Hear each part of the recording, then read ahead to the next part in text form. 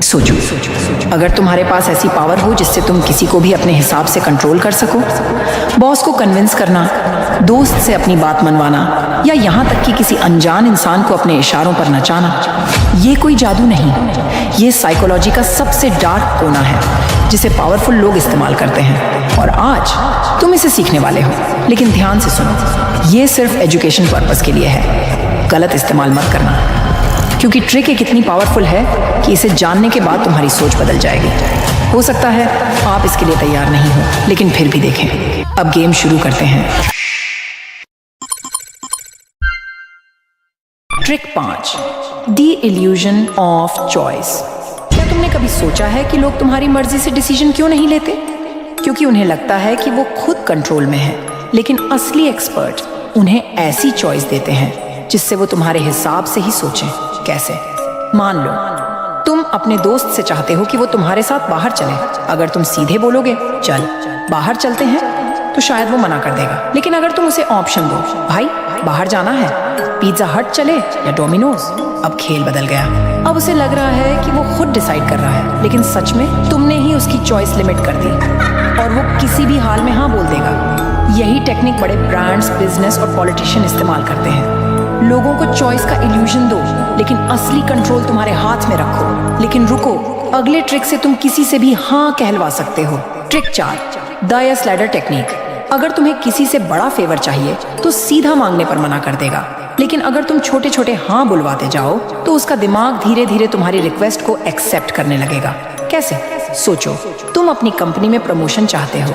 अगर तुम सीधे जाकर बॉस से कहो सर मुझे प्रमोशन चाहिए, तो बॉस का जवाब होगा अभी नहीं, अगले साल देखते हैं। लेकिन अगर तुम इसे यस लैडर से अप्रोच करो, पहले छोटा फेवर मांगो, सर क्या मुझे इस नए क्लाइंट मीटिंग का हिस्सा बनाया जा सकता है? मैं थोड़ा एक्सपीरियंस लेना चाहता हूँ। अब थोड़ा बड़ा स्टेप, सर क्या मैं इस प्रोजेक्ट के कुछ एक्स्ट्रा रिस्पॉन्सिबिलिटीज ले सकता हूँ? अब बॉस को हाँ कहने की आदत पड़ चुकी है। सर क्या मैं लीडरशिप वर्कशॉप में जा सकता हूँ? इससे मेरी स्किल्स और बेहतर होंगी। अब आखिरी स्टेप, सर मैंने इस साल एक्स्ट्रा जिम्मेदारियां उठाई हैं, क्लाइंट्स भी खुश हैं, क्या अब मेरी प्रमोशन अप्लाई करने की संभावना बन सकती है? अब क्या होगा? बॉस पहले ही 3 से 4 बार हाँ बोल चुका है, तो अब तुम्हारी प्रमोशन की रिक्वेस्ट पर नहीं कहना मुश्किल हो जाएगा। उसे भी महसूस होगा कि तुमने धीरे धीरे अपनी वैल्यू दिखा दी है और प्रमोशन के लायक बन चुके हो। यही ट्रिक सेल्समैन, पॉलिटिशियन और लीडर्स यूज करते हैं। लोगों को छोटे छोटे हाँ बुलवाने की आदत डालो, फिर बड़ा फेवर मांगो। अगले ट्रिक से तुम किसी का भी गिल्टी बटन दबा सकते हो। Trick 3, the guilt trap. लोग हमेशा लॉजिकल नहीं होते, लेकिन इमोशनल जरूर होते हैं, और अगर तुम किसी को गिल्टी फील करा दो तो वो तुम्हारी बात मानने पर मजबूर हो जाएगा। कैसे? अगर तुम किसी से उसकी गाड़ी मांगना चाहते हो तो सीधा मत मांगो, भाई क्या मैं तेरी कार ले सकता हूँ? 90% लोग मना कर देंगे। बल्कि ये कहो, यार मैंने हमेशा तेरी हेल्प की है, पिछली बार तुझे 2000 रुपये दिए थे, याद है? अब बस एक छोटा सा फेवर चाहिए, कार मिल सकती है। अब सामने वाले को गिल्ट फील होगा कि उसने तुमसे पहले हेल्प ली थी और वो ना नहीं कह पाएगा। अगले ट्रिक से तुम किसी की भी मेमोरी को बदल सकते हो। Trick 2, false memory planting. हमारी यादें परफेक्ट नहीं होती। हम जितना सोचते हैं उतना भरोसेमंद हमारा दिमाग नहीं है, और स्मार्ट लोग इस कमजोरी का फायदा उठाते हैं। अगर तुम किसी को बार बार एक झूठी बात कहो तो उनका दिमाग इसे सच मानने लगेगा। मान लो कोई पॉलिटिशियन चुनाव जीतना चाहता है, लेकिन उसकी इमेज लोगों के बीच उतनी मजबूत नहीं है। अब वो फॉल्स मेमोरी प्लांटिंग का इस्तेमाल करके लोगों के दिमाग में अपनी ताकत और लोकप्रियता की फेक मेमोरी डाल सकता है। रैलियों में वो कहना शुरू करेगा, जब इस शहर में बेरोजगारी थी मैंने अपने दम पर 5000 लोगों को नौकरी दिलवाई। अगली बार वो मीडिया में बयान देगा, हमारी सरकार के आने से पहले लोग गरीबी में थे, लेकिन हमने पूरे राज्य में 70% लोगों की आर्थिक स्थिति सुधार दी।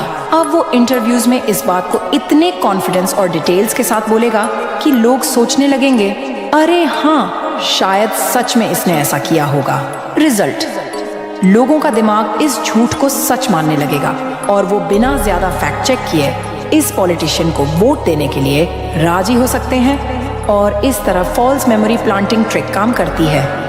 अब ट्रिक 1 के लिए रेडी हो जाओ। Trick number 1, T power of silence. जितना कम बोलोगे उतना ज्यादा कंट्रोल में रहोगे। ब्रेन साइकोलॉजी क्यों कहती है कि खामोशी में ताकत है?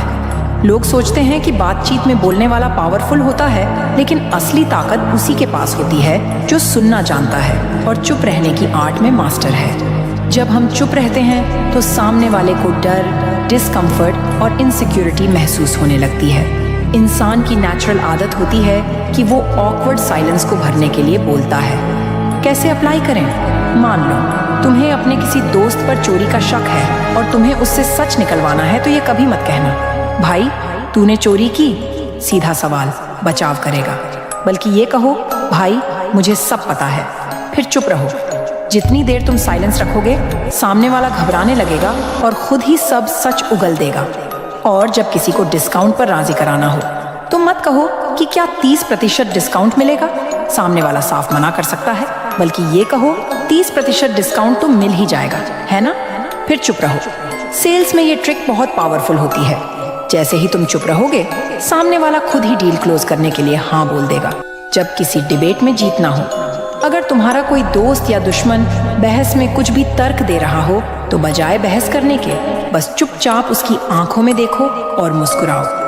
सामने वाला खुद ही सेल्फ डाउट में अपने पॉइंट को कमजोर कर देगा। जब किसी को अपनी इंपॉर्टेंस दिखानी हो, कम बोलो, सोच समझ कर बोलो। अब ध्यान से सुनो। शायद हमसे फिर मुलाकात ना हो। ज्वाइन करो कोर माइंड और सीखो लोगों को कंट्रोल करना।